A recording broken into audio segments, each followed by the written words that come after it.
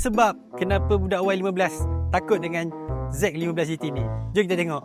Sebab yang pertama, kenapa budak-budak Y15 takut dengan Z15 GT? Sebab selepas Y, Z. Tahu?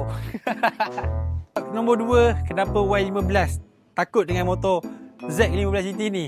Sebab motor ni double overhead cam. Y15 ada satu je. Lemah.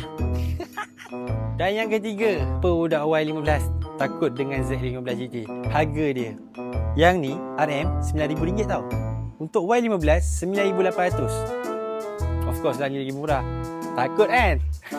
Tak adalah, saya gurau je. Dua-dua motor ada kelebihan dan ada kekurangan masing-masing. Okey? Yamaha. Untuk Y15, kau tahu ya, risaulah.